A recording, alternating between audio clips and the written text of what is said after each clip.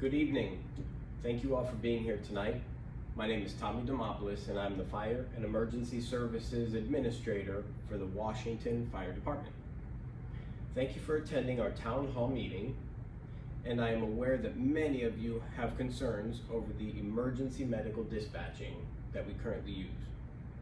I would like to further discuss this system with you and answer any questions that you may have about it or about anything else. First, I'd like to take a moment to discuss some of the services that our department does provide, such as our Community Risk Reduction Department oversees annual fire safety inspections. They conduct new construction plan reviews, subsequent inspections to those plan reviews to ensure that they are code compliant, special event reviews and details. They work community outreach at different events and neighborhood parties, fire investigations to ensure that these fires are reduced going forward, car seat installations to ensure that your children and grandchildren are safe, public education programs such as slip and falls, poster and essay contests, and drowning prevention. Our training division develops and implements fireground training to ensure that our firefighters have the knowledge and skills needed to assist you and your families in time of need. Finally, our EMS division, Emergency Management Services, provides training and knowledge to our paramedics to respond to all different levels of emergency, really an all hazards approach. Any medical emergency you may have, these paramedics are trained to treat and triage and transport you to the nearest and most appropriate facility.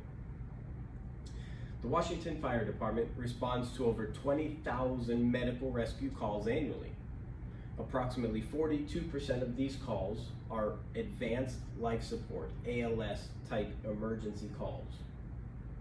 The remaining calls are basic life support or BLS type calls.